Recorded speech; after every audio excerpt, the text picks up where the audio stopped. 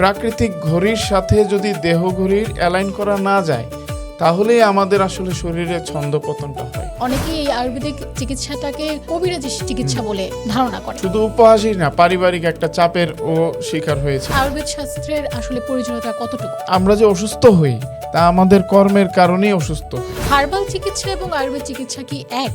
প্রকৃতির প্রত্যেকটা জিনিস একই সাথে ওষুধ এবং বিষ। উদ্বেগ, বিষণ্ণতা, মানসিক চাপ, একাকিত্ব এগুলো ক্রমশই বাড়ছে। ক্যান্সার রোগীদের মূল কারণ হচ্ছে ইমোশনাল ব্লকেজ। দৈনিক অভ্যাসের কথা বলবেন যা আজ থেকেই পরিবর্তন করা সম্ভব। সবার প্রথম যে অভ্যাসটা পরিবর্তন করা প্রয়োজন এটা হচ্ছে আমি বলবো রাতের খাবার। যে কোনো ধরনের পাইপের কাজে নিশ্চিন্তে নির্ভরতায় ব্যবহার করুন জিবিটিএল এর পাইপ। আমাদের জীবনযাত্রায় একটু ভিন্নভাবে দেখতে এবং প্রকৃতির সাথে শরীরের মেলবন্ধন ঘটিয়ে আমরা কিভাবে চিরতরে রোগমুক্ত থাকব সে বিষয়ে কথা বলতে আমাদের সাথে আছে একজন বিশেষ অতিথি, যিনি একাধারে একজন প্রখ্যাত আয়ুর্বেদ চিকিৎসক, গবেষক, লেখক এবং এপিজেনেটিক্স বিশারদ। আমাদের সাথে উপস্থিত রয়েছেন আয়ুর্বেদাচার্য দেবজ্যোতি দত্ত। দাদা, আপনাকে আমাদের স্টুডিওতে স্বাগত। আপনাকেও ধন্যবাদ আমাকে এখানে ডাকার জন্য। আপনার কাছে প্রথমে জানতে চাইব, আপনি বায়োটেকনোলজি এবং জেনেটিক ইঞ্জিনিয়ারিং নিয়ে পড়াশোনা করেছেন। জি। এরপরও আয়ুর্বেদিক চিকিৎসক হলেন কিভাবে বা এর পেছনের কারণটা কি? আচ্ছা, প্রথমে এই যে আপনি আমাকে ইন্ট্রোডাকশনটা করিয়েছেন যে আমরা কি আসলে সুস্থভাবে বেঁচে আছি কি না, এটাই হচ্ছে আমার মূল কথা। যে সুস্থ হয়ে বেঁচে থাকা এবং অসুস্থ হয়ে বেঁচে থাকার মধ্যে অনেক পার্থক্য আছে। সুস্থ হয়ে বেঁচে থাকা মানে হচ্ছে আপনি সোসাইটির জন্য কল্যাণকর, আর অসুস্থ হয়ে বেঁচে থাকা মানে হচ্ছে আপনি সমাজের জন্য একটা বার্ডেন। এই প্রশ্নের খোঁজ করতেই আসলে আমার আয়ুর্বেদে আসা। তো আমি খুলনা বিশ্ববিদ্যালয় থেকে 2015 সালে biotechnology and genetic engineering complete করেছি, কিন্তু আমি ছোটোবেলা থেকেই অনেক অসুস্থ থাকতাম। তো যেহেতু অনেক অসুস্থ থাকতাম, আমি এটা দৃঢ়ভাবে বিশ্বাস করতাম যে আমার কোথাও না কোথাও ভুল আছে, মানে কোনো কারণ ছাড়া তো কোনো কার্য সম্পন্ন হয় না।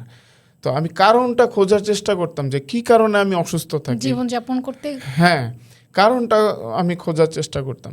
কিন্তু অ্যাকচুয়ালি আমাদের যে পড়াশোনা, যে আধুনিক সিস্টেম, যে একদম ছোটোবেলা থেকে আমি গ্র্যাজুয়েশন পর্যন্ত আমি কোথাও কোনো জায়গায় সুস্থ থাকার বা স্বাস্থ্যবান থাকার কোনো জায়গায় কোনো লেখা বা কোনো গবেষণা আমি পাইনি। তো এই জন্য মূলত আমার প্রশ্ন আমার নিজের মধ্যে ঘুরপাক খেতে থাকে যে কিভাবে আমি সুস্থ থাকতে পারবো। এই সুস্থ থাকা নিয়েই একজন শিক্ষক, যেহেতু আমি ওই বিশ্ববিদ্যালয়ের ছাত্র, ওইখানকার একজন শিক্ষক মাহবুবী সোভানি স্যার, ওনাকে আমি জিজ্ঞেস করি যে স্যার, মানে আমাদেরকে সৃষ্টিকর্তা কেন অসুস্থ বানায়, বা কিছু মানুষ আছে জন্ম থেকে অসুস্থ থাকে কেন? তো তখন স্যার বলেছে, তুমি যতদিন পর্যন্ত প্রকৃতির সাথে অ্যালাইনমেন্ট করতে না পারবা, মানে প্রকৃতির সাথে তুমি অ্যালাইন থাকতে না পারবা, নিজের শরীরের একটা নিজের মেলবন্ধন শরীরে, রাইট। কারণ প্রকৃতির একটা নিজস্ব ঘড়ি আছে, আমাদের শরীরের একটা নিজস্ব ঘড়ি আছে। এই প্রাকৃতিক ঘড়ির সাথে যদি দেহ ঘড়ির অ্যালাইন করা না যায় তাহলেই আমাদের আসলে শরীরে ছন্দপতনটা হয়। তো স্যারে আমাকে বলেছে তুমি এই আয়ুর্বেদ শাস্ত্র নিয়ে পড়াশোনা করো, কারণ আয়ুর্বেদ শাস্ত্র হচ্ছে আয়ু শব্দের অর্থ জীবন এবং বেদ শব্দের অর্থ জ্ঞান, মানে আমার জীবনটাকে কিভাবে এক্সটেন্ডেড করতে পারবো সুস্থভাবে থেকে, জীবন সম্পর্কে জ্ঞান অর্জন করা যায়। হ্যাঁ, এইটা পরিপূর্ণ নলেজ দিচ্ছে আয়ুর্বেদ। কিন্তু আশ্চর্যের বিষয় হচ্ছে জন্ম থেকে ওই দিন পর্যন্ত, যেদিন স্যার আমাকে আয়ুর্বেদ শব্দটা বলছেন, ওই দিন পর্যন্ত আমি কখনো আয়ুর্বেদ শব্দটা কোনো জায়গায় আমি পজিটিভ পাইনি। সব জায়গায় এটা রাস্তাঘাটের চিকিৎসা আমরা হিসেবে। মূলত এটা এভাবে শুনে থাকি যে অনেকেই এই আয়ুর্বেদিক চিকিৎসাটাকে কবিরাজি চিকিৎসা বলে ধারণা করে। সে বিষয়ে আপনার কখনো উপহাসের শিকার হতে হয়েছে কিনা? আপনি হয়তো জানেন যে আমি কিন্তু সিঙ্গাপুরে জবও করেছি, সিঙ্গাপুরের একটা কোম্পানিতে। তো আমি যখন জব ছেড়ে ইন্ডিয়াতে আমি আয়ুর্বেদ পড়তে যাই, তো শুধু উপহাসই না, পারিবারিক একটা চাপের ও শিকার হয়েছি। আমার ফ্যামিলি থেকে একটা বেশ লম্বা দূরত্ব তৈরি হয়েছে, কারণ তারা বলছে এটা এমন একটা জিনিসের মধ্যে গেছে যেটা নিয়ে মানুষ হাসাহাসি করে। তো এই যে কবিরাজি, প্রাচীনকালে কবিরাজ শব্দটাকে একটু ভিন্ন আঙ্গিকে ব্যবহার করা হইতো, আর এখন এটাকে অন্যভাবে ডাইভার্ট করা হচ্ছে। তো কবিরাজ মানে হচ্ছে কবিদের রাজা, মানে আগের কালে রাজাদের মূলত চিকিৎসক যারা ছিলেন তারা হচ্ছে এই আয়ুর্বেদিক চিকিৎসকরা ছিলেন, সেই সূত্র অনুসারে তাদেরকে কবিরাজ বলা বলা হতো। হতো। কিন্তু এখন বর্তমানে এই যে ঝাড়ফুঁক বা এই যে বিভিন্ন ধরনের অতি ভৌতিক যে চিকিৎসাগুলো দিয়ে থাকে তাদেরকে কবিরাজ বলা হচ্ছে। তো এই কারণে আমি বলবো যে এই ভাষার প্রথাগত যে পরিবর্তনের কারণে এই শব্দটা এখনকার যুগের সাথে যায় না। এখন আমি একজন আয়ুর্বেদ আচার্য, আমি এইটাকেই আমি হচ্ছে ব্যবহার করি আর কি আমার প্রফেশনের ক্ষেত্রে। আধুনিক কালে আয়ুর্বেদ শাস্ত্রের আসলে প্রয়োজনীয়তা কতটুকু আপনার মনে হয়? এটা খুব গুরুত্বপূর্ণ একটা প্রশ্ন করেছেন। দেখেন, আমি প্রথমেই আপনাকে বলেছি যে আমাদের হচ্ছে বডিটাকে সুস্থ রাখতে হইলে আমাকে প্রকৃতির সিস্টেমের সাথে নিজের বডির সিস্টেমের অ্যালাইনমেন্ট প্রয়োজন। তো যতদিন পর্যন্ত না এই অ্যালাইনমেন্ট না জানবে ততদিন পর্যন্ত কেউ সুস্থ থাকতে পারবে না।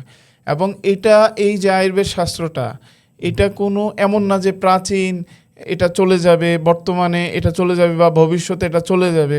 যেমন প্রকৃতি যতদিন বেঁচে আছে ততদিন পর্যন্ত এই আয়ুর্বেদ বেঁচে থাকবে, কারণ সিস্টেমটাই হচ্ছে প্রকৃতির সাথে নিজের সিস্টেমের অ্যালাইনমেন্ট, এটাই হচ্ছে আয়ুর্বেদ। আচ্ছা, তো এটা আধুনিক বা পুরাতন বলে কিছু নেই, এটা হচ্ছে সব সময়ের জন্য। আচ্ছা, আমাদের সমাজে দাদা এখন উদ্বেগ, বিষণ্ণতা, মানসিক চাপ, একাকিত্ব এগুলো ক্রমশই বাড়ছে। তো এই বিষয়ে আয়ুর্বেদিক চিকিৎসা আসলে কোনো কিছু আছে কিনা এগুলো কমানোর জন্য? আচ্ছা, আমি আপনাকে আরেকটা জিনিস ক্লিয়ার করি। আয়ুর্বেদ চিকিৎসা শাস্ত্রটা পার্সপেক্টিভ একদম ডিফারেন্ট, অন্য একটা দৃষ্টিকোণ থেকে দেখতে হবে। যেমন আমরা কি বলি, আমরা কাকে সুস্থ বলতেছি? আমরা সুস্থ বলতেছি যার রিপোর্ট ভালো, সব ধরনের রিপোর্ট ভালো, তাকে সুস্থ বলতেছি। কিন্তু আয়ুর্বেদের সুস্থতার সংজ্ঞাটা ভিন্ন। আয়ুর্বেদে সুস্থ বলতে বোঝায় শারীরিক সুস্থতা, মানসিক সুস্থতা এবং আত্মিক সুস্থতা। তো আত্মিক সুস্থতাটা অনেক বেশি গুরুত্বপূর্ণ এই ধরনের মানসিক দুশ্চিন্তা মুক্ত হইতে হইলে। এবং এই যে কমপ্লিট, মানে এতই সুন্দর আয়ুর্বেদ চিকিৎসা ব্যবস্থাটা, এখানে বলা হচ্ছে যে আপনি যখন কারোর প্রতি অন্যায় করবেন বা আপনি যখন পাপ কার্য করবেন তখন তার একটা ফলাফল আপনি পাবেন। মানে আমরা যে অসুস্থ হই তা আমাদের কর্মের কারণেই অসুস্থ হই। আমাদের যে পঞ্চ ইন্দ্রিয় আছে, পঞ্চ ইন্দ্রিয় বলতে চোখ, নাক, জিহ্বা, তারপর হচ্ছে আপনার স্পর্শ ইন্দ্রিয়, এই পঞ্চ ইন্দ্রিয়র যখন আপনি একটা খেয়াল করে দেখবেন, যখন আমরা অতি ব্যবহার করি তখনই আমরা কিন্তু অসুস্থ হই। আমরা যখন এটাকে ব্যালেন্সে, এই আমাদের পঞ্চ ইন্দ্রিয় যখন আমরা ব্যালেন্সে ব্যবহার করতে পারবো তখনই কিন্তু আমরা সুস্থতাটা বজায় রাখতে পারবো। আপনি অনেক বেশি টিভি দেখলে, অনেক বেশি মোবাইল দেখলে যেমন আপনার ক্ষতি হয়, মানে অতি ব্যবহার। অতি ব্যবহার এবং মিথ্যা ব্যবহার। মিথ্যা ব্যবহার বলতে বোঝানো হয় আপনি একটা বাজে জিনিস দিকে দৃষ্টি দিলেন বা বাজে একটা খাবার খেলেন, বাজে একটা খাবারের স্মেল নিলেন, এটা হচ্ছে মিথ্যা ব্যবহার। মানে যেটা তার প্রয়োজন নাই সেটাকে সে রিসিভ করতেছে, এটা হচ্ছে মিথ্যা ব্যবহার। এবং অতি ব্যবহারটা হচ্ছে প্রয়োজনের অতিরিক্ত ব্যবহার। যেমন একটা এক্সাম্পল দেই, আপনি ধরেন খাবারে খিদা লাগে নাই কিন্তু আপনি খাচ্ছেন, এটা হচ্ছে অতি ব্যবহার। এবং আপনি ধরেন খাবার খাচ্ছেন ফাস্টফুড জাতীয় খাবার, মানে ভালো খাবারগুলোকে বাদ দিয়ে আপনি ফাস্টফুড খাবারগুলোকে খাচ্ছেন, এটা মিথ্যা ব্যবহার। আপনি দেখেন যে কোনো রোগ অতি ব্যবহার, এই পঞ্চ ইন্দ্রিয়ের অথবা মিথ্যা ব্যবহার, এই দুইটার যে কোনো একটার সাথে কোনো না কোনোভাবে কানেক্ট, যোগসূত্র আছে। হার্বাল চিকিৎসা এবং আয়ুর্বেদ চিকিৎসা কি এক? এটা নিয়ে অনেক বড় মিসকনসেপ্ট আছে। আমি প্রথমে বলে রাখি, আমাদের আয়ুর্বেদ সিস্টেম, মানে চিকিৎসা সিস্টেমটা আলাদা। যখনই আপনি ভালো আয়ুর্বেদিক চিকিৎসকের সামনে বসবেন, সবার প্রথমে আপনাকে আপনার জীবন বিধান জিজ্ঞেস করা হবে। মানে আপনি সকালে কখন ঘুম থেকে উঠতেছেন, রাতে কখন খাবার খাচ্ছেন, কি খাবারটা খাচ্ছেন, দুপুরে কখন রেস্ট নিচ্ছেন, ফল খেলে কখন খাচ্ছেন, দুধ খেলে কখন খাচ্ছেন, দই খেলে কখন খাচ্ছেন, এই সব কিছু আপনাকে বিস্তারিত বলতে হবে। এর কারণটা হচ্ছে এই যে আমি বললাম যে প্রকৃতির সাথে আমার বডির অ্যালাইনমেন্ট তৈরি করা। সব খাবার কিন্তু সব সময় সহজভাবে হজম হয় না। যেমন আমাদের আয়ুর্বেদ শাস্ত্র অনুসারে যারা রাতে দই খায়, হ্যাঁ, তাদের এই দইটা সহজে হজম হয় না এবং পরবর্তীতে এই দইটা হচ্ছে আপনার কোষ্ঠকাঠিন্যের সমস্যা করে, মানে পায়খানা ক্লিয়ার করে না। অথচ আমাদের একটা মিসকনসেপ্ট আছে যে দই খেলে পায়খানা ক্লিয়ার হয় বা আমাদের প্রোবায়োটিক ব্যাকটেরিয়াগুলো বাড়ে।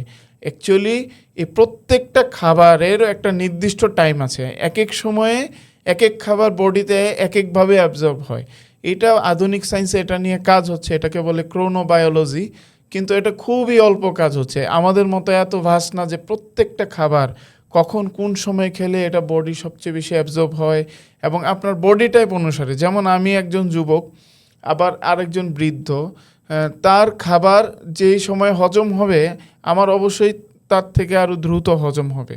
তো তার খাবার যেটা খাবে আপনার, সেটা তখনই মেডিসিন হবে যখন সে খাবারটা হজম করতে পারবে। আমার ক্ষেত্রেও তাই, আমার ক্ষেত্রে সে যতটুকু খেলে তার হজম হবে তার থেকে আমাকে বেশি খেতে হবে। তো বডির উপরেও কিন্তু বিষয়টা নির্ভর করে। বিষয়টা অতটা সিম্পল না। আধুনিক যুগে যেমন ডাক্তারদের কাছে যাচ্ছে আর ওষুধ দিয়ে দিচ্ছে। একটা জিনিস আমি আরেকটা এক্সটেন্ড করতেছি, ডাক্তারদের কাছে যাচ্ছে এবং ওষুধ দিয়ে দিচ্ছে। আপনি একটা জিনিস খেয়াল করে দেখবেন যে এই যে আমি একজন রোগী হইছি, রোগটা আমি এমনি এমনি হই নাই, অবশ্যই আমার কোনো না কোনো কারণ আছে। কারণ ছাড়া তো আমি রোগী হই নাই, কারণ বডি অ্যালাইনমেন্ট নষ্ট হয়েছে বলেই তো আমি রোগী হয়েছি। এখন যেহেতু আমার কারণ আছে, আমাকে আগে কারণটা খুঁজে বের করতে হবে, কি কারণ, এবং তাকে এই কারণটাকে রিফর্ম করতে হবে, এই কারণটাকে বন্ধ করতে হবে। সে কি ধরনের খাবার দাবার খেলো, কখন ঘুমাইতে যাচ্ছে, এই প্রত্যেকটা জিনিস বডি অ্যালাইনমেন্ট তৈরি করে। এখন আমার কাছে আসলে আমি যেটা করি, সবার আগে তার অ্যালাইনমেন্টটা তৈরি করি নেচারের সাথে। তার কোন খাবারগুলোর জন্য সে অসুস্থ হচ্ছে, কোন খাবারগুলোকে তার বাদ দিতে হবে, কোন সময় খাবারটা তাকে খেতে হবে।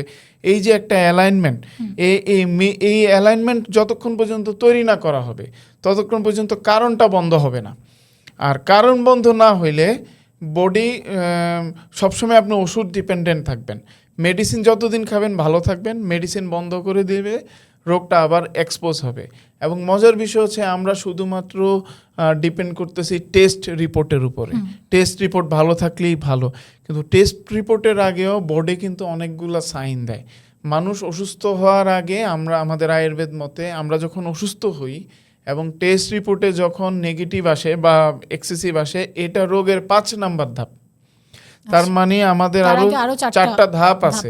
এই 4টার ধাপ যখন একজন মানুষ বুঝে যায় সহজে, তখন সে নিজেই নিজেকে হিলিং বা রিপেয়ার করতে পারে।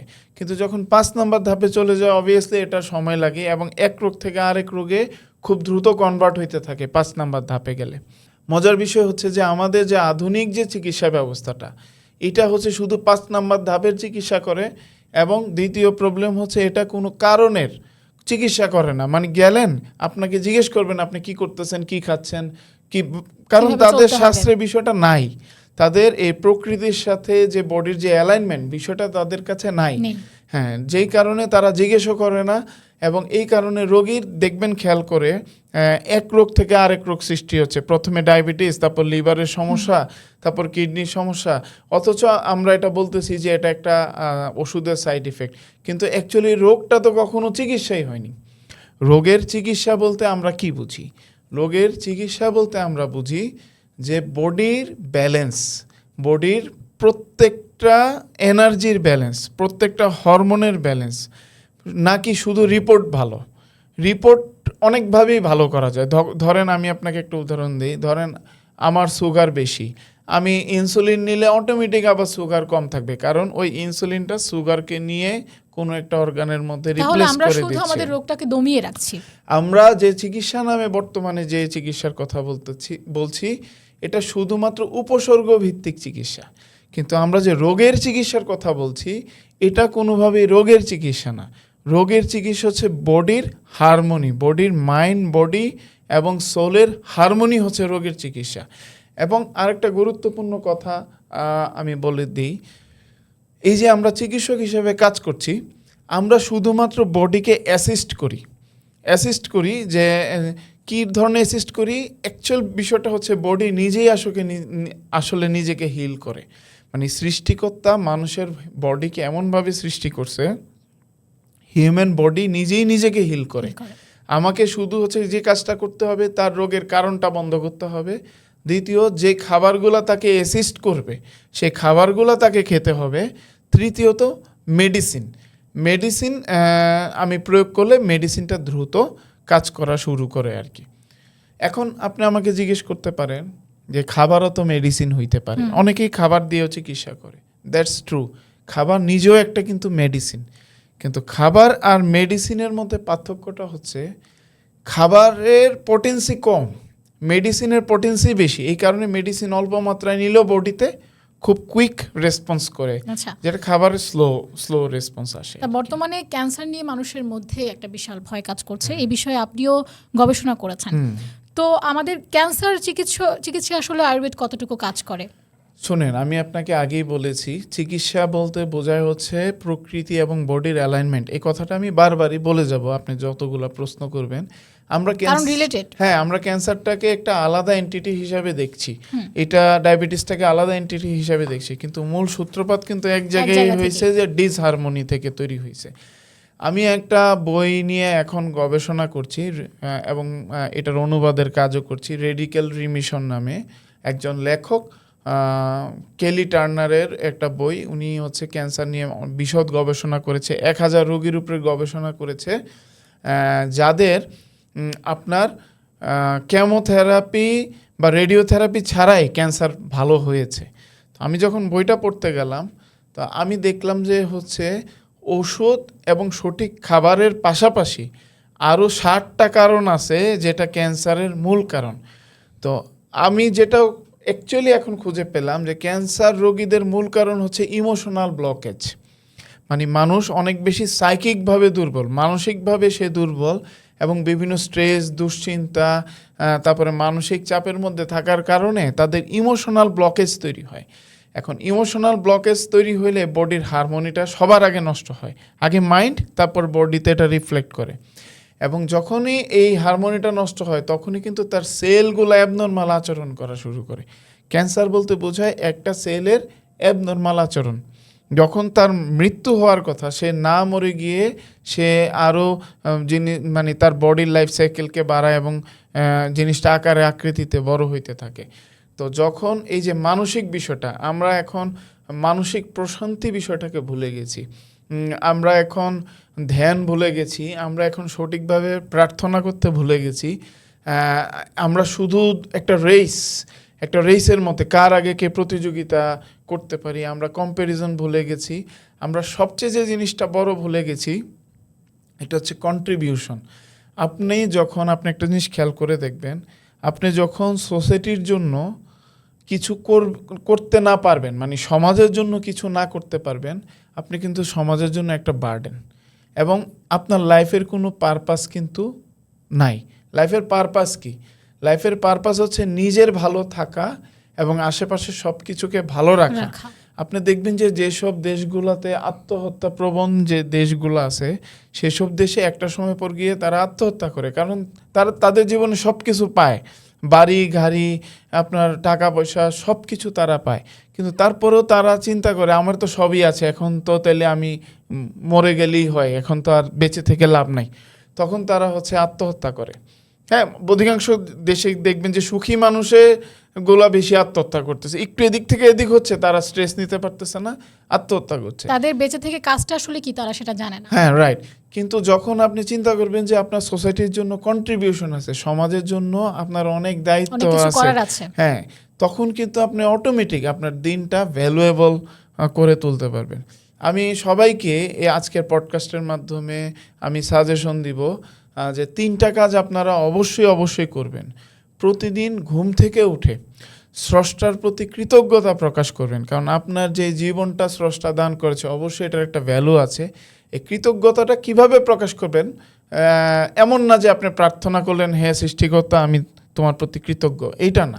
কৃতজ্ঞতাটা হচ্ছে তার সৃষ্টির জন্য নতুন একটা কিছু করা। যেমন সকালবেলা ঘুম থেকে উঠে আপনি যদি তার কিছু পাখিকে খাবার দেন, মানে ছাদে উঠে আপনি পাখিকে খাবার দেন, অথবা হচ্ছে আপনি কিছু কুকুরকে খাবার দেন, কিছু বিড়ালকে খাবার দেন, কিছু গাছকে খাবার দেন, আপনি কিন্তু তার সৃষ্টির প্রতি কিছু করলেন। এভাবেই কিন্তু কৃতজ্ঞতা প্রকাশ করতে হয় বাই ডুইং সামথিং। এভাবে মুখে মুখে না, হ্যাঁ আমি আপনার প্রতি কৃতজ্ঞ, মানুষ কিন্তু তার কর্মটাকে রিফ্লেক্ট করে। দ্বিতীয় বিষয়টা হচ্ছে আপনাকে আপনার কাজে অনেস্ট থাকতে হবে, আপনার কাছে অনেস্ট থাকতে হবে। আপনি একটা জিনিস খেয়াল করে থাকবেন, আপনি অন্যের কাছে যতটাই অনেস্ট থাকেন না কেন, নিজের কাছে যতদিন আপনি অনেস্ট না থাকবেন, আপনি কিন্তু রিদমিক্যালি কোনো কাজ করতে পারবেন না। ধরেন আমি একজনের পয়সা চুরি করে পকেটে ঢুকাইছি, কেউ দেখে নাই, কিন্তু আপনার নিজের মধ্যে কিন্তু একটা দ্বন্দ্ব তৈরি হবে। আপনি জানেন আপনি চুরি করছেন, আবার মানুষকে দেখাচ্ছেন আপনি চুরি করেন নাই। তাহলে এই যে দ্বন্দ্বটা তৈরি হলো না, দুইটা কনফ্লিক্ট তৈরি হলো, এই কনফ্লিক্টের কারণে আপনার মধ্যে স্ট্রেস তৈরি হবে এবং মানসিক অশান্তি তৈরি হবে। আপনি চিন্তার মধ্যে থাকবেন যে কখন আপনার জিনিসগুলো ওপেন হয়ে গেলে এটা মানুষের কাছে পৌঁছে যাবে। তাহলে নিজের কাছে নিজে সৎ থাকাটা আর সুস্থ থাকার জন্য, হ্যাঁ, আর তৃতীয় যে কাজটা আমি বলবো এটা করতে হবে, প্রতিদিন নতুন একটা কিছু সম্পর্কে জানা। প্রতিদিন নতুন একটা কিছু সম্পর্কে আপনি যখন জানবেন তখন লাইফটা পারপাসফুল মনে হবে। আপনি যদি প্রতিদিন আপনি যেই সেক্টরেই থাকেন বা যেখানেই থাকেন অনলি 1% করে যদি নিজেকে ইমপ্রুভ করেন, নতুন একটা কিছু জানেন, আপনি বছরের শেষে কিন্তু 37% নিজেকে ইমপ্রুভ করতে পারবেন। 0.1%ও যদি আপনি ইমপ্রুভ করেন প্রতিদিন, বছরের শেষে এটা 37% ইমপ্রুভ হবে এবং আজকে আর আপনি আর 1 বছর পরের আপনার মধ্যে অনেক তফাৎ তৈরি হবে। আমি এটা বলতে চাচ্ছি যে প্রত্যেকটা মানুষের মধ্যে কিন্তু সৃষ্টিকর্তা কোয়ালিটি দিছে। সৃষ্টিকর্তা আমাদেরকে অনর্থক পাঠায়নি, হ্যাঁ। আমাদের প্রত্যেকেরই উপর কিছু না কিছু হ্যাঁ, দায়িত্ব যারা দিয়েছেন। পিছনে আছে এটা সৃষ্টিকর্তার কোনো মানে ভূমিকা নেই, এটা প্রত্যেকটা মানুষের নিজস্ব ভূমিকা, তার কর্মের কারণেই সে পিছনে। আজকে যে সকল মানুষেরা বেকার, এটা আমি বলবো এটা তাদের ফল্ট, এটা সমাজের ফল্ট না যে তাকে চাকরি দিচ্ছে না। যে বেকার তার মানে তার মধ্যে কোনো ধরনের দক্ষতা নেই, কোনো কাজ করে খাবারের দক্ষতা নেই, তাকে দক্ষতা স্কিল বাড়াইতে হবে, নাকি হচ্ছে চাকরির খোঁজ করতে হবে। সম্মানিত শ্রোতা, আয়ুর্বেদাচার্য দেবজ্যোতি দত্তের সঙ্গে আমাদের দারুণ আড্ডা চলছে। তবে এরই ফাঁকে একটু মনে করিয়ে দিতে চাই, আজকের পর্বটি স্পন্সর করেছে জিবিটিএল। যে কোনো ধরনের পাইপের কাজে নিশ্চিন্তে নির্ভরতায় ব্যবহার করুন জিবিটিএল এর পাইপ। দাদা, আপনার কিছু বই প্রকাশিত হয়েছে, বইয়ের সংখ্যাগুলো কয়টি আর কি কি? আমি সবার প্রথমে করোনার সময়ে যখন 2020 সালে আপনি জানেন যে লকডাউন চলছিল, তো লকডাউনের সময় কিন্তু সব কিছু বন্ধ ছিল। তো ওই সময়টাতে আমি চিকিৎসা চিরঞ্জীব নামে একটা বই লিখেছিলাম, যে বইটা হচ্ছে আপনার ঘরে যা যা আছে তা দিয়েই অনেক রোগের চিকিৎসা সম্ভব। কারণ তখন ওই সময় কিন্তু অনেক ফার্মেসিগুলো বন্ধ ছিল, অনেক কিছু বন্ধ ছিল। মূলত সেই সময় আয়ুর্বেদের প্রচারটা সবচেয়ে বেশি হয় আমার মাধ্যমে আর কি। তো আমার প্রথম বই হচ্ছে চিকিৎসা চিরঞ্জীব, ওইটা আমি এখন মার্কেটে স্টক আউট করেছি, কারণ আমার আরও কিছু ইনক্লুড করা প্রয়োজন আমি এখন মনে করতেছি ওই বইটাতে। এটা নিয়ে আমার কাজ চলছে। বর্তমানে স্বাস্থ্য দর্পণের 2nd এডিশন শেষ হয়েছে, খুব দ্রুত 3rd এডিশনে আসবে। স্বাস্থ্য দর্পণ বইটা হচ্ছে আমাদের যে প্রকৃতির সাথে আমার বডি কিভাবে অ্যালাইন করবে, এই সিস্টেমটা নিয়ে হচ্ছে স্বাস্থ্য দর্পণ। চিকিৎসা চিরঞ্জীব বইটা ছিল আমার ঘরের মধ্যে যা আছে তাই কিভাবে ওষুধ হিসাবে আমি ব্যবহার করতে পারবো। তখনও বইটা লেখা মানুষের ভালো থাকার স্বার্থে, হ্যাঁ, মানুষের সুস্থ থাকার হ্যাঁ, স্বার্থে। এবং মজার বিষয় হচ্ছে এই বইটা আমি বিক্রি করি নাই। এই বইটা আমি বলেছি যে যারা এই বইটা নিয়ে উপকৃত হবেন, আপনারা যেই টাকাটা এই বইয়ের পারপাসে দিবেন, ওই টাকাটা আমি সেই সময় আপনার খেয়াল আছে কি না, ওই সময় কিন্তু অনেক মানুষ চাকরিচ্যুত হয়েছিল এবং গৃহহীন হয়েছিল। তো ওই সময় আমি বলেছিলাম যে ওই টাকাটা নিয়ে আমি তাদের ইয়ে করবো আর কি। তো ওই সময় আমার ফ্রেন্ড আছে 3-4 জন ফ্রেন্ড মিলে আমরা প্রায় 600 পরিবারকে ওই সময় ওই বইটা থেকে আমি প্রায় 1,94,000 টাকা তুলেছিলাম। ওই টাকাটা দিয়ে আমরা প্রায় 600 পরিবারকে 3 মাস আমরা সাপোর্ট করেছিলাম আর কি ওই বইটা থেকে। এই লেখালেখির অভ্যাসটা কি আগে থেকেই ছিল নাকি? লেখালেখির অভ্যাস আমার ক্লাস 6 থেকেই, কারণ আমি ভালো স্টুডেন্ট ছিলাম না। তো কারণ আমার এই প্রথাগত পড়াশোনাটা আমার কোনো সময়ই আমার ভালো লাগতো না, কারণ এখানে জীবন বিষয়ক কোনো শিক্ষা নেই। আমাদেরকে যে শিক্ষাটা দেওয়া হয় যে আপনি বের হয়ে চাকর হবেন, সর্বোচ্চ সার্ভেন্ট হবেন, একটা কোম্পানির সার্ভেন্ট হবেন, কিন্তু নিজের জীবন সম্পর্কে জানা, বা নিজেকে জানা বা প্রকৃতিকে জানার বিষয়ে কোনো কিছু নাই এই সিস্টেমের তার মধ্যে। মানে আমরা বলতে পারি আপনি ছোটবেলা থেকে একটু ভিন্ন ধারা চিন্তা হ্যাঁ, যে করার কারণে একটা- আমার এই পড়াশোনা আমার কোনো সময় ভালো লাগে নাই, এবং আমার মনে হয়েছে যে আমার নিজের জীবনকে জানতে হইলে, আর তাছাড়া জীবন তো একটাই, এই নিজের জীবনকে জানতে হইলে এই পড়াশোনার বাইরের জগতের পড়াশোনা করতে হবে। তো তখন থেকে আমি বইয়ের পড়াশোনা এবং লেখালেখির কাজটা করতাম। আচ্ছা, সাধারণ মানুষের মধ্যে একটা ভুল ধারণা আছে আয়ুর্বেদ মানেই কেবল গাছগাছার রস, হ্যাঁ, কবিরাজি চিকিৎসা। তো একজন আচার্য হিসেবে এই প্রাচীন বিজ্ঞানকে আপনি কিভাবে সংজ্ঞায়িত করছেন?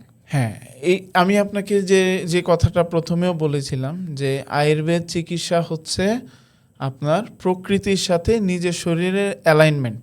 তো এই গাছগাছরা কি প্রকৃতির মধ্যেই সৃষ্টিকর্তা হিলিংয়ের উপাদান দিয়ে দিয়েছে। দেখেন, প্রত্যেকটা কেমিক্যাল, প্রত্যেকটা উপাদান কিন্তু প্রকৃতির প্রত্যেকটা উপাদানের মধ্যে কোনো না কোনো কেমিক্যাল আছে। বর্তমানে যে অ্যালোপ্যাথি ট্রিটমেন্টটা চলে, যে কেমিক্যাল আইসোলেশন, এটা কিন্তু প্রকৃতিরই কোনো একটা কেমিক্যাল স্ট্রাকচার নিয়েই তারা হচ্ছে সিনথেটিক্যালি তৈরি করতেছে। তো সৃষ্টিকর্তা প্রকৃতির মধ্যেই সব কিছুর হিলিং ক্যাপাসিটি দিয়ে দিয়েছে। এই জন্য আমরা গাছগাছটাকে ইউজ করি। কিন্তু মজার বিষয় হচ্ছে শুধু গাছগাছালি না, আপনি যদি চিকিৎসক, মানে আপনার যদি উইজডম থাকে, একটু এই পানিটাকেও আপনি হচ্ছে মেডিসিন হিসাবে ব্যবহার করতে পারেন, ধ্যানটাকেও মেডিসিন হিসাবে ব্যবহার করতে পারেন, আপনার দৃষ্টিভঙ্গিটাকেও মেডিসিন হিসাবে ব্যবহার করতে পারেন। অ্যাকচুয়ালি মূল বিষয় হচ্ছে পৃথিবীর সব কিছু মেডিসিন, যদি আমি এটা সঠিকভাবে ব্যবহার করতে পারি। আবার সব কিছুই বিষ যদি এটা আমি অপব্যবহার করি। যেমন আপনি যদি উদাহরণ হিসাবে দেখতে চান, আমি বলবো যেমন আমাদের এই অঞ্চলের মানুষজন, মানে যারা বাংলাদেশি মানুষজন, তারা হচ্ছে নদীমাতৃক এরিয়ার লোক। তো বাই নেচারই বডির মধ্যে হচ্ছে আপনার ঠান্ডাজনিত প্রবণতাটা এই অঞ্চলের মানুষের বেশি থাকে। ধরেন কফ, সর্দি, হাঁচি, কাশি, হাঁপানি, এই সমস্যাগুলো বেশি থাকে। এটা কিন্তু প্রকৃতির একটা রুলস। কিন্তু আমরা হচ্ছে যেদিন থেকে আপনি খেয়াল করে দেখবেন আমরা 3 বেলা ভাত খাওয়া শুরু করছি, সেদিন থেকে আমাদের রোগ বাড়া কিন্তু শুরু হয়েছে। হ্যাঁ, কারণ এই ভাতও এই জিনিসগুলা কি, মানে কফ, সর্দি, হাঁচি, কাশি, এগুলাকে স্টিমুলেট করে। আমার দৃষ্টি হচ্ছে যে যেমন এই ভাতটা কিন্তু উপকারী, আমি বলতেছি না যে হচ্ছে ভাতটা ক্ষতিকারক, হ্যাঁ, কিন্তু আপনাকে এটা নিয়ম মেনে খেতে হবে। যেমন আমি বলবো যে যাদের সর্দি, হাঁচি, কাশি, হাঁপানি এই ধরনের সমস্যা আছে, তাদের রাতে ভাত না খাওয়াটাই উত্তম, অথবা সপ্তাহে একদিন 24 ঘন্টা কোনো কিছু না খেয়ে থাকাটা উত্তম। তাহলে জিনিসটা ব্যালেন্স হয়। আর 3 বেলা খাবারটা আসলে আমার মনে হয় 3 বেলা ভাত খাওয়াটা একদমই ঠিক না এই অঞ্চলের মানুষের জন্য। কারণ হচ্ছে আগের কালের মানুষেরা ধরেন কৃষিকাজ করে বেঁচে থাকতো, 3 বেলা ভাত খেলেও তারা কিন্তু এটা ডাইজেস্ট করতে পারতো। কিন্তু আমরা এখন আর কৃষিকাজ আস্তে আস্তে আমাদের শরীরে এতটা স্ট্রেংথ নেই, স্ট্রেংথটা আমরা হারিয়ে ফেলেছি। যেই কারণে দেখা গেছে যে অতিরিক্ত ভাত খাওয়ার কারণে আমরা অনেক বেশি স্থূল হয়ে যাচ্ছি, এবং আমাদের শরীরে প্রচুর কোলেস্টেরল বেড়ে যাচ্ছে, মেটাবলিক সিনড্রোম গোলা বেশি হচ্ছে আমাদের মধ্যে। আমাদের আবহাওয়া পরিবর্তনের সাথে সাথে আমাদের জীবনযাপনের পরিবর্তন আনা উচিত কিনা? জি, ডেফিনেটলি প্রত্যেকটা ঋতুতে আমাদের জীবনযাপনের পরিবর্তন আনা উচিত। আমি জাস্ট একটা উদাহরণ দিচ্ছি আপনাকে। যেমন এখানে অনেক এলিট শ্রেণীর মানুষেরা আপনার এসিতে থাকে। তো এখন কিন্তু খেয়াল করে দেখবেন, এখন যদি গ্রীষ্মকাল হয় আর আপনি যদি এসিতে থাকেন, ধরেন গ্রীষ্মকালের বাইরের টেম্পারেচার 35 ডিগ্রি এবং আপনি থাকতেছেন 25 ডিগ্রিতে, আপনার বডি কিন্তু এই সময়ের এনভায়রনমেন্টটাকে শীতকাল হিসাবে ধরে নিবে, এবং শীতকালে যে ডাইজেস্টিভ হরমোন বা বডির যে মানে যে হরমোনগুলো সিক্রেট করার কথা, এনজাইমগুলো সিক্রেট করার কথা, বডি ওই কাল অনুসারে সেই এনজাইম হরমোনগুলোকেই কিন্তু সিক্রেট করবে। কারণ বডি তো আর বুঝতেছে না এটা কোন কাল, কারণ আপনি তো সারাদিন সবসময় ওই এসিতে 25 ডিগ্রিতেই থাকতেছেন। এই যে আমাদের যে ঋতু যে পরিবর্তন, এটা কিন্তু বেসিক্যালি আমাদের জন্য একটা আশীর্বাদ স্বরূপ। কেন আশীর্বাদ? কারণ এই যে 6টা ঋতু 6বার ভিন্ন ভিন্ন টেস্টের মধ্যে দিয়ে বডি যাচ্ছে, বডির কিন্তু রোগ প্রতিরোধ ক্ষমতা দিন দিন কিন্তু বেড়ে যাচ্ছে। যেমন বর্ষা থেকে যখন শরতে যাবে, একটা ট্রানজিশন পিরিয়ডে সে হয়তো সাময়িক অসুস্থ হবে, কিন্তু তার ইমিউনিটি কিন্তু ডেভেলপ করতে থাকবে। এরকম আপনি যদি খেয়াল করে দেখেন, কোভিডের টাইমে কিন্তু সারা বিশ্বে প্রচুর মানুষ মারা গিয়েছে, কিন্তু আমাদের দেশে দরিদ্র যে মানুষগুলা, তারা কিন্তু অত বেশি মারা যাওয়ার নিউজ কিন্তু আমরা পাইনি। এর একটা বড় কারণ হচ্ছে এই দরিদ্র মানুষেরা কিন্তু সব ধরনের এনভায়রনমেন্টের মধ্য দিয়ে যায়। আমরা কিন্তু এলিট শ্রেণীর মানুষেরা কিন্তু শুধু একই সিজনের মধ্যে দিয়ে যায়। আর প্রত্যেকটা সিজনে বডি এক এক ধরনের আচরণ করে। প্রত্যেকটা ঋতুতে বডির ভাষা আলাদা, শরীরের ভাষা আলাদা। ঠিক যেমন প্রকৃতির ভাষা আমার বডিকে বুঝতে হয়, আবার বডির ভাষাও প্রকৃতিকে বুঝতে হয়। মানে তিনটা জিনিস দ্বারা, বিশেষত তিনটা জিনিস দ্বারা আমাদের বডি হচ্ছে আমাদের বডির হরমোনগুলা প্রভাবিত হয়। প্রথম হচ্ছে যে আপনার চাঁদের আলো দ্বারা বডির হরমোনগুলা প্রভাবিত হয়। সূর্যের আলো দ্বারা আমাদের বডির হরমোনগুলা প্রভাবিত হয়। এবং এই যে বিভিন্ন ঋতু মানে পরিবেশ দ্বারা আমাদের বডির হরমোনগুলোকে প্রভাবিত করে। আমরা যে একটা জিনিসকে ভালো বলতেছি বা খারাপ করতেছি, আমরা এই জিনিসগুলোকে কনসিডারে আনি না যে কোন ঋতুতে কোন খাবার খেতে হবে কি না। আমার মতে হচ্ছে যে ঋতুতে যেই খাবার প্রকৃতিতে পাওয়া যায় এটাই বডির জন্য বেস্ট। কিন্তু আমরা জিনিসটাকে কোল্ড স্টোরেজ করে এক ঋতুটা আরেক ঋতুতে নিয়ে যাচ্ছি। তারপরে অনেকে বলতেছে যে বিদেশি খাবারগুলা, বিভিন্ন দেশ থেকে আনা হচ্ছে খাবারগুলা, আমরা এই দেশে আনতেছি। কিন্তু বাস্তবতা হইল, যদি আপনি বিদেশি খাবারের পরিবর্তে এটা দেশি খাবার দিয়ে রিপ্লেস করতে পারেন, তাহলে দামও কম হবে। এবং দেশি খাবার যেহেতু এই এনভায়রনমেন্টেই তৈরি হওয়া, বডির হরমোনের জন্য এটা ব্যালেন্সিংয়ে অনেক বেশি ভালো ভূমিকা পালন করতে পারে। আচ্ছা, অনেকে মনে করেন আয়ুর্বেদিক বা ভেষজ ওষুধের কোনো পার্শ্ব প্রতিক্রিয়া নেই, সেজন্য তারা চিকিৎসকের পরামর্শ ছাড়াই যে যেভাবে ইচ্ছে খাচ্ছে। তো এই বিষয়ে আপনার সতর্কতা আসলে কি? এটা অনেক ভালো কোশ্চেন করেছেন। একটা জিনিস মনে রাখবেন, যে জিনিস আপনার রোগ সারাইতে পারে সে জিনিস রোগের কারণও হইতে পারে। হ্যাঁ, মানে আমি আগে একবার বলেছিলাম যে প্রকৃতির প্রত্যেকটা জিনিস একই সাথে ওষুধ এবং বিষ। এরকম আয়ুর্বেদিক মেডিসিনও একই সাথে ওষুধ এবং বিষ। এই যে আমরা ইন্টারনেটে বিভিন্ন জায়গায় বিভিন্ন স্ক্যামাররা হচ্ছে মেডিসিন বিক্রি করে, আয়ুর্বেদের নাম বলে মেডিসিন বিক্রি করে। আমি জানি না যে তারা প্রকৃতির সাথে অ্যালাইনমেন্টটা বোঝে কি না, কারণ যেহেতু আমি আগেই বলেছি প্রকৃতির সাথে অ্যালাইনমেন্ট ছাড়া সুস্থতা কখনো সম্ভব না। তারপরে এই যে ওষুধগুলো বিক্রি করতেছে, এটার সাথে কি আসলে স্টেরয়েড মিশাচ্ছে কি না বা কি মিশাচ্ছে এটা জানি না। এই বিষয়টা নিয়ে কনসার্ন না, কারণ স্টেরয়েড না মিশালে কখনোই আপনার হচ্ছে প্রকৃতির সাথে অ্যালাইনমেন্ট ছাড়া কখনো রেজাল্ট আসবে না। অর্থাৎ আমি যেটা বলতে চাচ্ছি যে আয়ুর্বেদ চিকিৎসা হচ্ছে সম্পূর্ণ ডিফারেন্ট পার্সপেক্টিভ। আমরা এতদিন যে পার্সপেক্টিভ থেকে জিনিসই, এটা সম্পূর্ণ ডিফারেন্ট। আপনাকে অবশ্যই, যদি আপনি জিনিসটা না বুঝে গ্রহণ করেন, অবশ্যই সেটার পার্শ্ব প্রতিক্রিয়া সে দেখাবে। মডার্ন মেডিসিন, অ্যালোপ্যাথি এবং আয়ুর্বেদিক একে অপরের প্রতিযোগী কিনা, বা এই ব্যাপারে মানে দুয়ের সমন্বয়ে কোনো ইন্টিগ্রেটেড হেলথ কেয়ার মডেল তৈরি করা সম্ভব কিনা? না, মডার্ন মেডিসিনের কার্যকারিতা আছে। যেমন ইমার্জেন্সি কেসগুলোতে ইমার্জেন্সি মেডিসিন বা সার্জারি, এইসব ক্ষেত্রে মডার্ন মেডিসিনের কার্যকারিতা অনেক বেশি। মানে অ্যাকিউট রোগগুলা, মানে এখন রোগটা হইলো সাময়িক, এই জিনিসটা মানে রিকভার করার জন্য। হ্যাঁ, কিন্তু আয়ুর্বেদ হচ্ছে ক্রনিক ডিজিজের ক্ষেত্রে অনেক দুর্দান্ত কাজ করে। মানে অনেক দিন ধরে আপনার রোগী সাফার করছে, কিন্তু কোনোভাবেই তার সুস্থতা দিকে যাচ্ছে না। যেমন আমার ক্ষেত্রে হয়েছিল, আমি অনেক দিন ধরে সাফার করেছি লম্বা সময়, তারপর নিজে সুস্থ হয়েছি যখন প্রকৃতির সাথে অ্যালাইনমেন্টটা তৈরি করেছি। তো মূল বিষয়টা হচ্ছে যে আমরা প্রতিযোগী না, আমরা পরিপূরক। যখন একজন বিজ্ঞ চিকিৎসক দুইটাই কিন্তু মানে যদি আমি রাইট ওয়েতে ব্যবহার করতে পারি, অ্যালোপ্যাথি যেমন উপসর্গ ভিত্তিক চিকিৎসা, আমরা যেমন হচ্ছে একদম রুট লেভেলের চিকিৎসা দেই। তো কেউ যদি সাময়িক উপসর্গটা নিরাময় করে তারপরে হচ্ছে আপনার ভিতর থেকে মূল থেকে রোগটা সমাধান করতে চায়, এতে তো আমি কোনো সমস্যা দেখি না। অনেকে দীর্ঘদিন যাবৎ কোনো অসুস্থতায় ভুগছে এমন হয়, তো তাদেরকে যখন কেউ পরামর্শ দেয় যে কোনোভাবে যেহেতু কাজ করছে না তাহলে আয়ুর্বেদিক চিকিৎসা নাও, তখন সে বলে না এটা অনেক ধীরে কাজ করে, হবে না।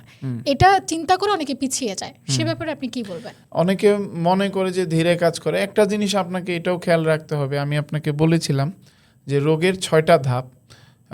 রোগটা যখন ভিজিবল হয় এটা 5 নাম্বার ধাপ, আর আমাদের কাছে যখন রোগী আসে তখন এটা 6 নাম্বার ধাপে চলে যায়, কারণ সে অলরেডি 5 বছর 6 বছর বিভিন্ন প্যাথির মধ্যে ঘুরে ঘুরে ঘুরে ঘুরে এসে আমাদের থেকে চিকিৎসা নিতে আসে। তো যখন আপনার রোগ অনেক ডিপার লেভেলে ঢুকে যাবে অবশ্যই আপনার সময় লাগবে। কিন্তু মজার বিষয় হচ্ছে এই 5 বছর 6 বছর 10 বছর বিভিন্ন চিকিৎসা নেওয়ার পরও আমাদের কাছে আসলে রোগী সুস্থ হয়। তাহলে যারা অ্যাকচুয়াল আয়ুর্বেদ প্র্যাকটিস করে তারা অ্যাকচুয়ালি সুপিরিয়র, নট ইনফিরিয়র। তারা সেই রোগীগুলাকে সলভ করে যেই রোগীগুলার মডার্নে কোনো চিকিৎসা নেই বা ব্যর্থ, তাদের ট্রিটমেন্ট দিয়ে তারা সারাচ্ছে। আর যেই রোগের যত সময় বেশি লাগবে অবভিয়াসলি সেটা সারাইতেও সময় বেশি লাগবে।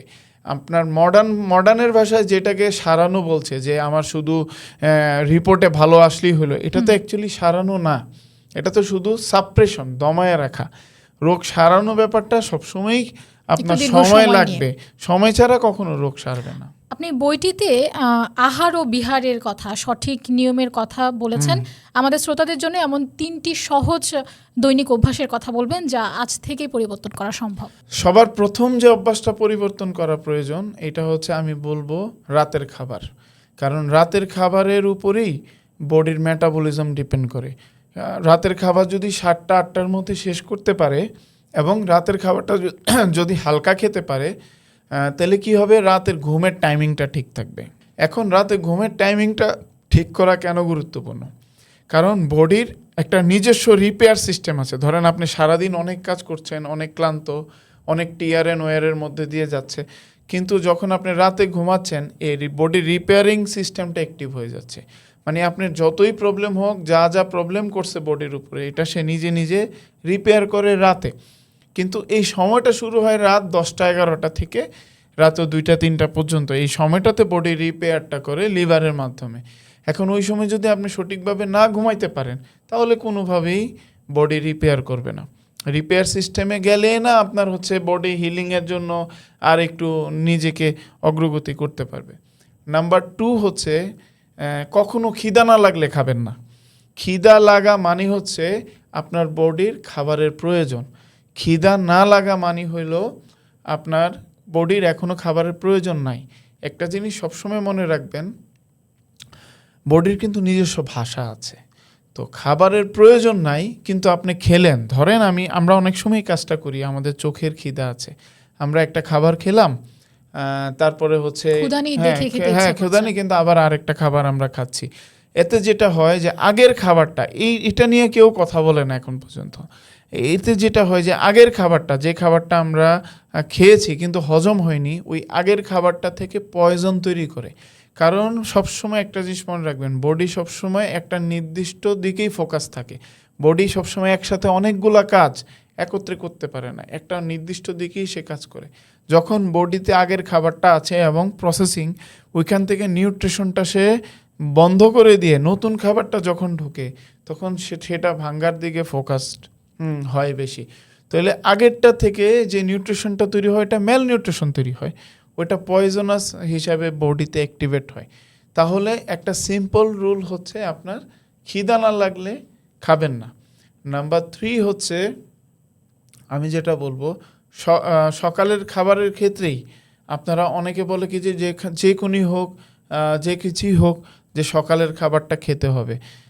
ব্যাপারটা একদমই এমন না। আপনার যদি, এটাই বলতেছিলাম, আপনার যদি খিদা না লাগে তাহলে কোনোভাবেই হচ্ছে আপনি এই খাবারটা খাবেন না।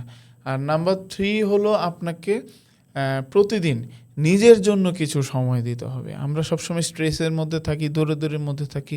শুধু শারীরিক সুস্থতাই সুস্থতা না, মানসিক সুস্থতাটা অনেক বেশি প্রয়োজন। আপনাকে আধা ঘন্টা 1 ঘন্টা যদি সুযোগ থাকে ধ্যান করতে হবে, নিজের মধ্যে নিজেকে খোঁজ করতে হবে, স্রষ্টার সাথে কানেকশন করার চেষ্টা করতে হবে। এটা যদি আমরা করতে পারি তা আমার মনে হয় যে আমরা 60-70% বাই নেচারই আমরা হিল হইতে থাকে। যে কোনো ধরনের পাইপের কাজে নিশ্চিন্তে নির্ভরতায় ব্যবহার করুন জিবিটিএল এর পাইপ। আরেকটা ব্যাপার জানতে চাচ্ছি যে আপনার কাছে কোন ধরনের রোগী সব থেকে বেশি আসে? আমার কাছে সব ধরনের রোগী সবচেয়ে বেশি আসে। আসলে মূল বিষয় হচ্ছে যেই ধরনের রোগীরা 8-10 বছরও সমস্যার সমাধান পায়নি, দীর্ঘদিন ধরে তাদের রোগ ধরতে পারে না। আমি একটা জিনিস বলেছি যে রোগ কিন্তু শুধুমাত্র রিপোর্টে আসে না। আমরা যে জিনিসগুলো নিয়ে কাজ করি, আমরা বায়ো এনার্জি নিয়ে কাজ করি। বডিতে কিছু এনার্জি আছে, এই এনার্জির কিন্তু মলিকুলে এক্সপ্রেস হয়। তো একমাত্র রোগীই বুঝতে পারে। যেমন একটা এক্সাম্পল, যেমন আপনি অনেক দিন ধরে ধরেন এমন রোগী আমি পাই যে অনেক দিন ধরে শরীর ক্লান্ত, মাথা ব্যথা, পেট ব্যথা। গতকালকে এমন একটা রোগী দেখছি, কিন্তু কোনো তার কাজ করতে ভাল লাগছে না, কিন্তু কোনো টেস্টের রিপোর্টে তার কোনো রোগ ধরা পড়ছে না। আসলে মূল বিষয়টা হচ্ছে ওর বডিতে হাইলি টক্সিক হয়ে আছে। তো যতদিন পর্যন্ত না ওই টক্সিকটা না ভাঙবো, ওর বিষটা পয়জনটাকে না ভাঙবো, ততদিন পর্যন্ত আসলে সে যেটাই খাবে এটাই আবার টক্সিক হয়ে যাবে। কিছু রোগী আছে যারা বিভিন্ন ধরনের টেস্ট করেও কোনো রোগ ধরা পড়ছে না, তারা আসলে ক্রমশই শুধু অসুস্থই হচ্ছে এবং জানতেও পারছে না কি হয়েছে। এটা নিয়ে তারা মানসিকভাবে ভেঙে পড়ছে যে আসলে কি করব, কি করা উচিত, তাদের সমস্যার সমাধান হচ্ছে না। সেক্ষেত্রে তারা কি করবে? তাদের এই জন্যই তাদেরকে এর মূল কারণই হচ্ছে তারা প্রকৃতির সাথে অ্যালাইন না। আর বায়ো এনার্জি নিয়ে যেহেতু আমরা কাজ করি এবং মডার্ন শাস্ত্র কিন্তু এই বায়ো এনার্জি সম্পর্কে তাদের ধারণা নাই। তো বডির কিন্তু সবার প্রথমে ইমব্যালেন্সটা হয় এনার্জি লেভেলে। আপনি জানেন আমরা সবাই এনার্জি, আপনিও এনার্জি, আমিও এনার্জি। বডির ডিস্টরশনটা হয় এনার্জি লেভেলে। ওই এনার্জিটাকে ধরে আমরা চিকিৎসাটা করি। এই জন্য আমরা অনেক বেশি সুপিরিয়র। এবং অনেকে বলে যে আয়ুর্বেদ কি একটা সায়েন্স কিনা। হ্যাঁ, অবশ্যই সায়েন্স। আয়ুর্বেদ একটা হোলিস্টিক সায়েন্স। আর এখন যে সায়েন্স নিয়ে আমরা পড়াশোনা করতেছি, এটা হচ্ছে রিডাকশনিস্ট সায়েন্স। মানে তারা শুধু মলিকুল লেভেল পর্যন্তই সীমাবদ্ধ, কিন্তু আমরা হচ্ছে holistic level plus mind plus soul, ওই লেভেলে আমরা গিয়ে কাজ করি। তো এই জন্য হচ্ছে আমাদের সায়েন্সটা বুঝতে হইলে স্পেশাল পড়াশোনা প্রয়োজন। এর জন্য ওইখানে থেকে, মানে আপনি কুয়োর ব্যাঙের মতো, আপনি কুয়োর ব্যাঙে থেকে আপনি কখনোই বুঝতে পারবেন না সমুদ্রটা কেমন। আপনাকে সমুদ্র দেখতে হবে, তারপরে বুঝতে পারবেন যে সমুদ্র কেমন। বাংলাদেশে এই আয়ুর্বেদিক চিকিৎসাটা প্রচার প্রসারের জন্য আপনারা এক্স্যাক্টলি কি করছেন? এক্স্যাক্টলি আমার যেটা মনে হয় এখন পর্যন্ত যে মানুষ আয়ুর্বেদ সম্পর্কে সঠিক ইনফরমেশনই জানে না। যখন আপনি ইনফরমেশন জানবেন তখনই না আপনি জিনিসটার সম্পর্কে কানেক্ট করতে পারবেন বা নতুন কিছু জানার চেষ্টা করবেন। তো আমি ব্যক্তিগতভাবে বই লিখছি এবং আমার সোশ্যাল মিডিয়া প্ল্যাটফর্মের মাধ্যমে আমি আয়ুর্বেদ জিনিসটা কি এটা বোঝানোর চেষ্টা করছি। প্লাস এই যে আপনাদের মতো যারা পডকাস্ট করছেন তাদের মাধ্যমে আমি আয়ুর্বেদ শাস্ত্রটাকে মানুষের কাছে তুলে ধরার চেষ্টা করছি। তো আমি বলবো যে এটা কোনো নতুন জ্ঞান নিয়ে আমি কাজ করছি না, এটা সনাতন, এটা প্রাচীন, এবং এটা থাকবে। তো আমি যে কথাগুলো বলছি এগুলোও কোনো নতুন কথা না। সমস্যাটা যেটা হয়েছে যে আমরা আমাদের উইজডমটাকে হারিয়ে ফেলেছি। আমরা যে জিনিসটা হারিয়ে ফেলেছি তাকে পুনরুদ্ধার করার জন্য প্রত্যেককে আহ্বান জানাচ্ছি। প্রত্যেকে বলবো যে আপনারা নিজেকে জানুন। এই যে আমি নিজেকে জানতে গিয়ে না আয়ুর্বেদের সম্পর্কে জানতে পেরেছি, বা জেনে অগ্রসর হতে হবে। হ্যাঁ, এখন একটা বড় অংশ আছে দাদা যেখানে গ্যাস্ট্রিক, অনিদ্রা, ক্রনিক ফ্যাটিকে ভুগছে। তো সেক্ষেত্রে আয়ুর্বেদিক দৃষ্টিকোণ থেকে আমাদের এই আধুনিক শহরের লাইফস্টাইলটা কীরকম হওয়া উচিত বা প্রধান ভুলগুলো কি? একটা ভুলের কথা অলরেডি আপনি বলেছেন। গ্যাস্ট্রিকের সমস্যার মূল আমার দৃষ্টিতে এখনকার সময়ের সবচেয়ে বড় কারণ হচ্ছে স্টমাকের কথা না শোনা। স্টমাকের কথা না শোনা কি, সে যখন ক্ষুধার্ত তখন না খেয়ে আমরা হচ্ছে যে খাবার খাচ্ছি আমাদের মর্জি মতো, যখন ইচ্ছা তখন খাচ্ছি। আরেকটা কারণ আমি বলবো যে অনেকেই আছে যারা হচ্ছে খিদা লাগলে পানি খায়। হ্যাঁ, আমি তাদেরকে বলতে চাই যারা খিদা লাগলে পানি খায় তাদের কিন্তু হজম ক্ষমতা দিন দিন কমতে থাকে। কেন কমতে থাকে? কারণ তৃষ্ণা লাগা মানে হচ্ছে পানির প্রয়োজন, মানে এটার বডির ল্যাঙ্গুয়েজ। খিদা লাগা মানে খাবারের প্রয়োজন। আপনার যখন খিদা লাগতেছে আর পানি খাচ্ছেন, পানির মেটাবলিজম বডিতে আর খাবারের মেটাবলিজম কিন্তু আলাদা। যখন একজন মানুষের খিদা লাগে আর পানি খায়, অটোমেটিক তার মেটাবলিজম স্লো হয়ে যায় এবং হজম শক্তি কমে যায়। তো পরবর্তীতে দেখা গেছে যে বিভিন্ন ধরনের গ্যাস্ট্রিক জনিত সমস্যায় ভোগে। আর বর্তমানে আমি আরেকটা বড় কারণ পাই যে রাত জাগলে আপনার হজমজনিত সমস্যা হবেই হবে। রাত জাগা এবং দিনে বেলা পর্যন্ত ঘুমানো বলতে ধরেন সূর্য ওঠার পর ঘুমাইলে আপনার ধীরে ধীরে হজম শক্তি কমতে থাকবে। এখনকার বাচ্চারা ম্যাক্সিমামই হচ্ছে রাত 3টা-4টার সময় তারা ঘুমাতে যায়, উঠে বেলা 12টা-1টায়। তাদের খাবার রুটিনটাও চেঞ্জ হয়ে যাচ্ছে। এবং এই কারণেই তারা অনেক বেশি সাফারার। এবং এখনকার বাচ্চারা টেকনোলজি ডিপেন্ডেন্ট হয়ে গেছে। তারা নিজেকে জানা, আমি যেটা বলছিলাম যে ধ্যান করা বা নিজেকে জানা, উইজডম নেই। তারা একটা স্রোতের মধ্যে চলছে, কোনো উইজডম নেই। একটা সম্পর্কে তারা ছোটখাটো বিষয়ে ফ্রাস্ট্রেটেড হয়ে যাচ্ছে এবং আত্মহত্যা প্রবণতা এই জন্য বেড়ে যাচ্ছে। এবং আপনি যদি দেখেন সাংসারিক যে বিষয়গুলো, তাদের মধ্যে টলারেন্সে এত কম, একটু এদিক ওদিক হইলেই ডিভোর্সের দিকে চলে যাচ্ছে, মানে কেউ কোনো কম্প্রোমাইজেশনের দিকে যেতে পারছে না। আপনি আপনার কাজে এপিজেনেটিক্স শব্দটা ব্যবহার করেন। আয়ুর্বেদের মতো প্রাচীন শাস্ত্রের সাথে এই আধুনিক জিনগত বিজ্ঞানের সংযোগটা ঠিক কোথায়? আচ্ছা, ভেরি গুড কোশ্চেন। আসলে এপিজেনেটিক্স মানে হচ্ছে, এপি মানে অ্যাবভ, আর জেনেটিক্স মানে হচ্ছে জিন। তো এই যে আমাদের চিন্তা, আমাদের খাবার দাবার, আমাদের ঘুম, এগুলা কিন্তু আমাদের জিনের এক্সপ্রেশনে অনেক বেশি প্রভাব বিস্তার করে। মানে ফর এক্সাম্পল, আমি আপনাকে একটা উদাহরণ দিলে আপনি বুঝতে পারবেন। ধরেন আপনি রাস্তায় বের হয়েছেন এবং আপনার একটা মানিব্যাগ বা পার্স চুরি হয়ে গেছে। এখন কিন্তু আপনি জিনিসটাকে অনেকভাবে ব্যাখ্যা দিতে পারেন। এইভাবে ব্যাখ্যা দিতে পারেন যে আমার অনেক গুরুত্বপূর্ণ জিনিস চলে গেল, আমি খুবই ফ্রাস্ট্রেটেড। অথবা আপনি এভাবে ব্যাখ্যা দিতে পারেন যে আমার হয়তো আরও বড় সমস্যা হইতো, যাক অল্পের উপর দিয়ে চলে গেছে। দেখেন, একই ব্যক্তি, একই মানুষ আপনি, কিন্তু জাস্ট আপনার চিন্তার ভিন্নতার কারণে, জাস্ট ইমিডিয়েট আপনার ইন্টারপ্রিটেশনের কারণে কিন্তু আপনার হরমোন বা কেমিক্যালগুলো ডিফারেন্টলি রিলিজ হচ্ছে। তাহলে এটাই হচ্ছে এপিজেনেটিক্স। আপনার ঘুম, খাবার দাবার, আপনার চিন্তা, আপনার পরিবেশ আপনার জিনকে কিভাবে প্রভাবিত করে, এটাই হচ্ছে এপিজেনেটিক্স। আরেকটা ব্যাপার জানতে চাইবো, সোশ্যাল মিডিয়ার যুগে এখন সবাই ঘরে ঘরে ডায়েট, হেলথ টিপস দিচ্ছে। তো সেক্ষেত্রে একজন সাধারণ মানুষ সঠিক এবং বৈজ্ঞানিক আয়ুর্বেদিক তথ্য কিভাবে চিনবে? এটা ভেরি গুড কোশ্চেন। সঠিক তথ্য আসলে আমরা কিভাবে চিনব? আমি সবসময় একটা কথা বলি, যে সঠিক তথ্য দেয় তার সবচেয়ে স্ট্রেংথের জায়গা হচ্ছে সে কাউন্টার ইন্ডিকেশন জানে। মানে আপনাকে যে বলতে পারবে যে কোথায় কোথায় জিনিসটা ইউজ করবেন না, যে বলতে পারবে, তার তথ্যটা আপনি নেবেন। কারণ পৃথিবীর সব কিছুরই আপনার পজিটিভ এবং নেগেটিভ সাইড আছে। যে বলতে পারবে যে দুধটা কোথায় কোথায় খাবেন না, তাহলে তার পরামর্শ শুনবেন যে দুধ কোথায় কোথায় খাওয়া যাবে। আর যে একদম গদ বাঁধা এক নাগারে বলতে থাকবে দুধের এই উপকার এই উপকার এই উপকার, আবার যে এক নাগারে বলতে থাকবে দুধ ক্ষতিকারক, এই জায়গায় ক্ষতিকারক, তার মানে সে পরিপূর্ণ জ্ঞান তার মধ্যে নাই। যে ইন্ডিকেশন এবং কাউন্টার ইন্ডিকেশন জানে না, তাকে হচ্ছে ফলো করা উচিত না। দাদা, আপনার ভবিষ্যৎ পরিকল্পনা বা হিত আয়ুর্বেদ নিয়ে ভীষণটা কি? আচ্ছা, হিত আয়ুর্বেদ শব্দটা হচ্ছে হিতায়ু থেকে আমি নিয়েছি। হিতায়ু মানে হচ্ছে এমন একটা জীবন, যে জীবনে নিজের কল্যাণ এবং অন্যের কল্যাণ, মানে আমাদের তো আয়ু, কিন্তু আপনার আয়ুটা যদি এইটা না হয়, যে হিতায়ু যদি না হয় যে আপনি নিজেকেও কল্যাণ করবেন এবং অন্যেরও কল্যাণ করবেন, তাহলে এই আয়ুটা পারপাসলেস হয়ে যায় এবং একটা সময় পর গিয়ে আপনি ফ্রাস্ট্রেশনে ভুগবেন। আয়ুর 4টা ভার্সন আছে: হিতায়ু, অহিতায়ু, সুখায়ু, দুঃখায়ু। সুখায়ু কারা? শুধু যারা নিজের কথা চিন্তা করতেছে, অন্যের কথা চিন্তা করতেছে না।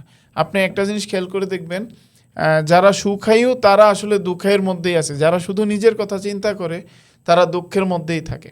আর অহিতায়ু একটা শব্দ আছে। অহিতায়ু মানে হচ্ছে যে সেই আয়ু, যে আয়ু অন্যের, শুধু সারাদিন অন্যের ক্ষতি করতে থাকবেন।